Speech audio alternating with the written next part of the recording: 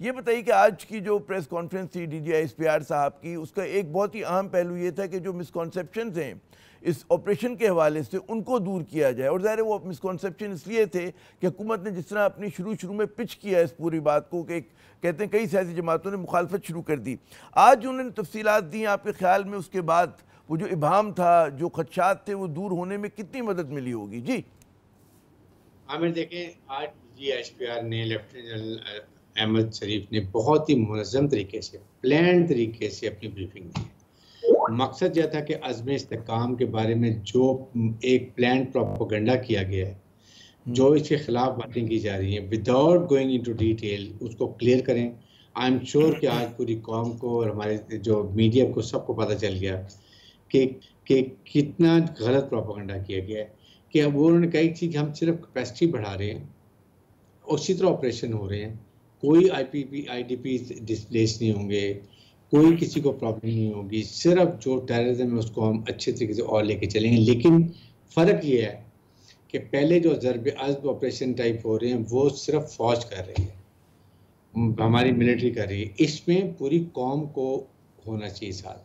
असल मामला है कि जी काइनेटिक ऑपरेशंस के साथ वो जो नॉन काइनेटिक ऑपरेशंस हैं उनको भी, यानी कि उस नॉन काइनेटिक ऑपरेशन से मुरादी की जो इस्लाहात करनी थी, जो रिफॉर्म्स करनी थी सिविलियन डोमेन में, उस पर भी फोकस हो, जिसका मेरे ख्याल में DGI ने तस्करा भी किया कि जैसे उन्होंने बताया कि जी मदारिस हैं कि तकरीबन 16,000 मदारिस जो हैं वो रजिस्टर्ड नहीं हैं। उसी तरह उन्होंने बताया कि बलूचिस्तान के अंदर जो है कितनी कम कोर्ट्स हैं दहशतगर्दी के खिलाफ, KP में गिनती की 9 कोर्ट्स हैं। तो मेरे ख्याल में इन चीज़ों को इस पे ज़्यादा फोकस होगा साथ साथ, अगर लोग यही समझें इस बात को। जी देखिए, मेन इशू यही है कि जो आपके नॉन काइनेटिक ऑपरेशन वो किए ही नहीं गए हैं, ना मदरसा रिफॉर्म्स किए गए हैं, ना जुडिशल रिफॉर्म्स किए गए हैं, ना पुलिस रिफॉर्म्स किए गए हैं जो मैटर करते हैं। ये ख़ास तौर पे इसकी बात की गई है कि ये और उसके बाद जो इलीगल आपने स्पेक्ट्रम की बात की उन्होंने कि किस तरीके से पैसा इलीगल कहाँ से आ रहा है, that is being funnelled towards terrorism. ये उन मेन क्रक्स थी इससे ब्रीफिंग की, जिसमें उन्होंने कहा कि मदरसा, आपने खुद बता दिया कि 16,000 अनरजिस्टर्ड मदरसे हैं। मदरसा में क्या हो रहा है, कौन चला रहा है, फंडिंग जिधर से फंडिंग आ रही है उसका एजेंडा क्या है, पाकिस्तान मुखालिफ है, पाकिस्तान मुसल्लह फ़ौज मुखालिफ है, फ़ौज और अवाम को खलीज दूर करने का नहीं पता। उसके बाद मेन थे कि एक फिर कि जुडिशरी। आप मुझे बताइए कि जब तक जुडिशरी आपकी हुकूमत के साथ और अवाम के साथ नहीं होगी तो कैसे ये दहशतगर्दी ख़त्म होगी? दहशतगर्दी पकड़ते हैं, उनको छोड़ देते हैं। एंटी टेररिस्ट कोड बनाए गए, आपने देख लिया, बलूचिस्तान में मेरे ख्याल में 10 हैं और यहाँ KP में 14 टोटल केसेस, 22,000 आप ऑपरेशन कर रहे हैं। KP में 13 और बलूचिस्तान में 9। तो ये इनकी कैपेसिटी तो आप जब नहीं बढ़ाएंगे।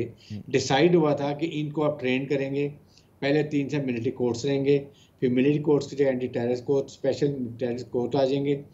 इनको बेशक कैंटोनमेंट सिक्योरिटी दें, इनके नाम सीखे रात में रखा जाए, इनको ट्रेन किया जाए कि स्पीडी ट्रायल कैसे करना है, कितनी जल्दी खत्म करना है। नहीं किया गया, 10 साल लग रहे हैं। चालान पेश हफ्ते में होना चाहिए, 1 साल लगता है। ये जब तक साथ नहीं होंगे। और उसके बाद इलीगल फंडिंग, जो इलीगल स्पेक्ट्रम की बात करते हैं, पैसा इलीगल आ रहा है बैंकों के थ्रू, बेनामी प्रॉपर्टी, बेनामी अकाउंट्स, फिर उसके बाद स्मगलिंग, नारकोटिक्स, गाड़ियों की गाड़ियां पेचीदा लड़ाई है जिसको लड़ने के लिए दबा के आ रही हैं, वो पैसा आ रहा है। जब ये पेचीदा लड़ाई है कैसे रोकेंगे? जी, इसी के लिए करेंगे, पूरी कौम को इकट्ठा करें इसके लिए।